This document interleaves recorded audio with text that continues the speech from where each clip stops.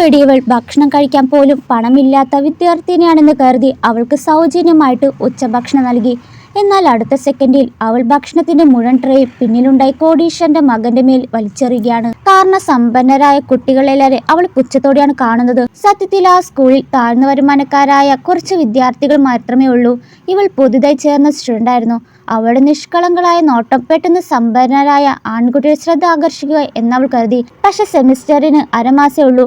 അതിനാൽ ഒരാൾ പോലും അവളെ നോക്കുകയും പോലും ചെയ്തില്ല. അവളുടെ ആദ്യത്തെ ലക്ഷ്യം നഗരത്തിലേറ്റവും കോടീശ്വരനായ മകനായാലായിരുന്നു. സോ അവൾ അവന്റെ അടുത്തിരുന്നോട്ടെ എന്ന് അവന്റെ അടുത്ത് ചെന്ന് ചോദിക്കുമ്പോൾ അവൻ അവളുടെ മുഖത്ത് പോലും നോക്കാതെ ഇല്ലെന്ന് മറുപടി പറഞ്ഞു. അവൾക്ക് ഒളിഞ്ഞു നോക്കി ക്ലാസ് മുറിയുടെ മൂലയിൽ ഇരിക്കാൻ മാത്രമേ കഴിഞ്ഞുള്ളൂ. പിന്നീട് അവൾ സമ്പന്നരായ മറ്റൊരു സ്റ്റുഡന്റിനെ ശ്രദ്ധിച്ചു. അപ്പോൾ ക്ലാസിന്റെ ഇടവേളയിൽ ഇവൾ സഹപാഠിയിൽ നിന്ന് പോക്കറ്റ് മണിയെ കൈപ്പറ്റുന്നത് ഇവൾ കാണുകയാണ്.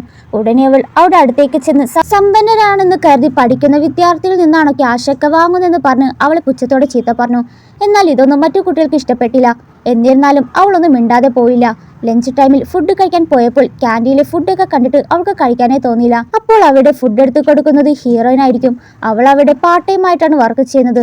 താഴ്ന്ന വരുമാനമുള്ള പശ്ചാത്തലത്തിൽ നിന്നുള്ള ഒരാളെന്ന നിലയിൽ അവൾ സൗജന്യമായിട്ട് അവൾക്ക് ഉച്ചഭക്ഷണം കൊടുത്തു. അപ്പോൾ അവൾക്ക് പിന്നിൽ കോടീശ്വരന്റെ മകനുണ്ടെന്ന് അറിഞ്ഞപ്പോൾ എത്ര വേഗം അവനോട് മിണ്ടാനായിട്ട് നിൽക്കുമ്പോൾ അവൻ അവളോട് ഭക്ഷണം വാങ്ങിച്ച് കഴിഞ്ഞതല്ലേ പൊക്കൂടെ എന്ന് പറഞ്ഞ് അവളെ പുച്ഛിക്കുമ്പോൾ ദേഷ്യം വന്ന അവൾ ഭക്ഷണത്തിന് മുഴുവൻ ട്രേയും അവന്റെ മേലൊഴിച്ച് എന്നെ കളിയാക്കാൻ എന്ത് രസമാണല്ലേ, സമ്പന്നരായ കുട്ടികൾക്ക് ഇത്ര കൊമ്പ് വേണോ എന്ന് പറഞ്ഞ് അതൊരു തർക്കമുട്ടലിന് ഇടയിൽ ഹീറോയിൻ വേഗം വന്ന് അവനെ പിടിച്ചുകൊണ്ടുപോയി.